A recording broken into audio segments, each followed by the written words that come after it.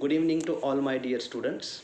I welcome you all on your channel, that is Shine in Law with Dr. Mithun. Now latest जो Maharashtra state assembly है उसमें अभी एक session conduct किया गया था, that is a winter session at Nagpur. And जो opposition leaders हैं, मेंबर्स हैं, they initiated the procedure of removal of speaker in the assembly. So in today's video we'll discuss what actually procedure is required as per the constitution and as per the rules in this regard for the removal of speaker of the state legislative assembly. So let's begin with the video. First we understand that जो assembly होती है उसमें speaker की position जो है वो constitutional position है and he is responsible for smooth conduct of business of that legislative assembly.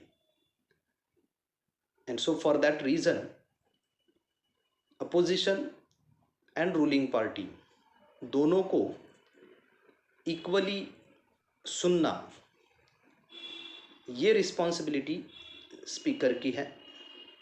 And as per the constitution, as per the rules in regards with the conduct of business of that legislative assembly,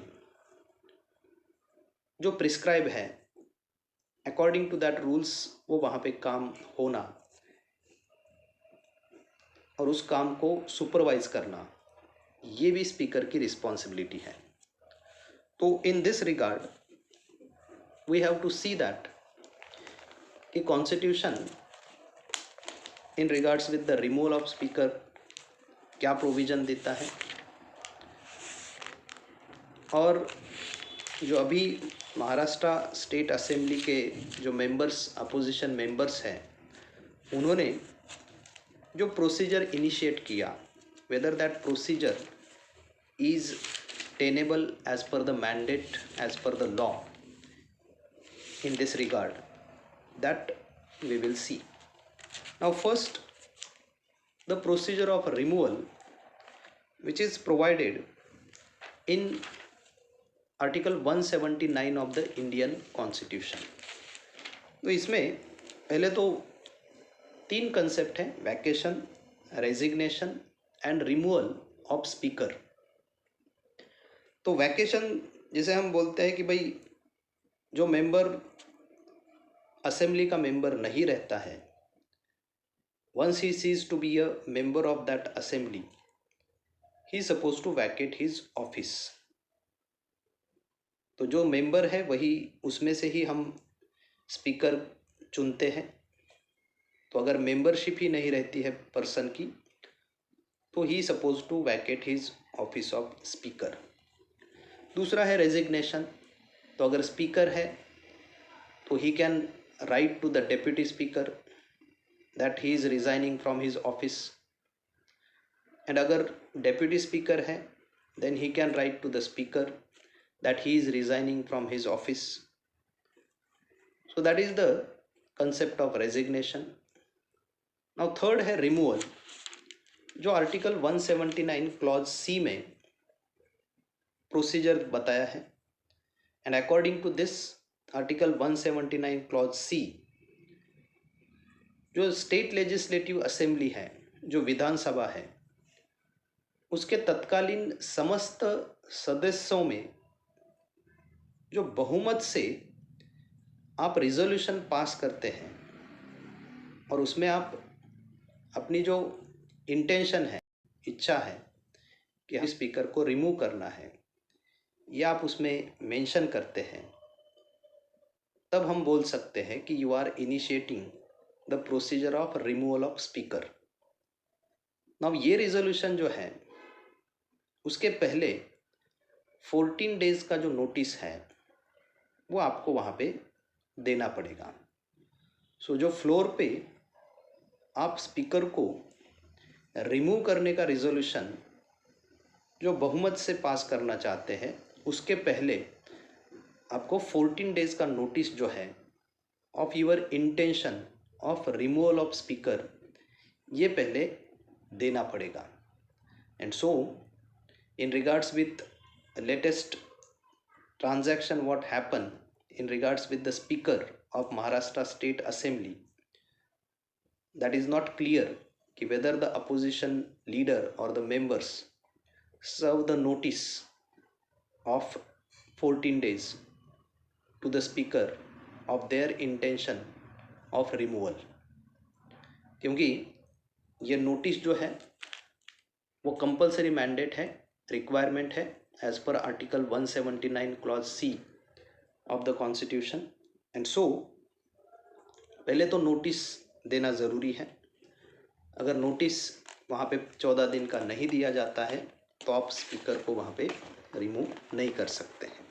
now further Maharashtra legislative assembly rules है जिसमें rule number 11 जो है inconsistent with the article 179 ये भी एक procedure let down करता है. And through that procedure also speaker जो है वो रिमूव किए जा सकते हैं. सो अगर मेंबर्स या विधानसभा के जो सदस्य हैं उनको अगर स्पीकर को रिमूव करना है तो they suppose to motion to remove the speaker.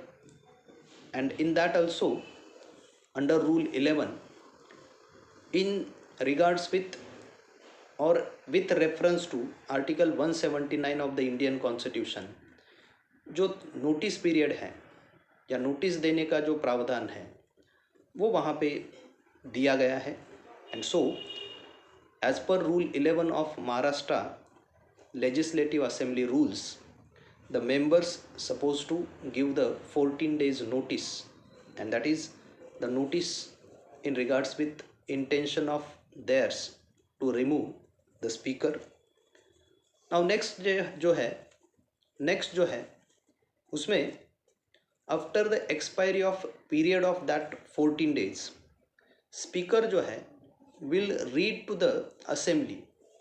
speaker जो है assembly को read करके बताएंगे and he will request to the members who are in favor of that resolution to rise in their seat.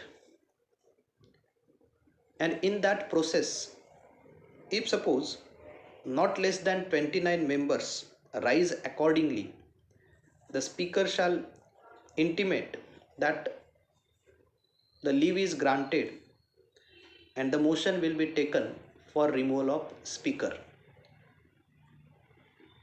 तो जब 14 दिन का पीरियड ख़त्म हो जाता है तो स्पीकर क्या करेंगे, वो मोशन जो है असेंबली के सामने रीड आउट करेंगे और उसमें वो मेंबर्स को रिक्वेस्ट करेंगे कि जिनको लगता है कि रिमूव करना चाहिए वो अपनी जगह पे खड़े रह सकते हैं. और इसमें अगर 29 मेंबर्स से ज़्यादा मेंबर्स अगर वहाँ पे in favor of that motion of removal of speaker अगर खड़े होते हैं तो वहाँ पे रिमूवल इफेक्ट में आ सकता है. अगर 29 मेंबर्स से कम सदस्य अगर वहाँ पे अपनी जगह पे खड़े होते हैं तो ऐसे में जो मोशन ऑफ रिमूवल है वो इफेक्ट में नहीं आ सकता है. Now further, if not less than 29 members rise accordingly, the speaker shall intimate that the leave is granted and that the motion will be taken before the expiry of 7 days from the day on which the leave is granted. तो एक बार 29 members से ज़्यादा अगर members उस motion को और उसके favour में अगर खड़े होते हैं तो वहाँ पे from the day on which the leave is granted within 7 days the motion will be taken of removal of speaker. So this is the procedure which is laid down in article 179 of the constitution. and at the same time जो Maharashtra legislative assembly के rules हैं उसमें ये procedure जो है वो दिया गया है। सो आई होप कि ये प्रोसीजर आपको समझ में आया होगा। आई होप ये वीडियो आपके नॉलेज में कंट्रीब्यूट करेगा। Thank you very much for watching this video. Keep watching my channel.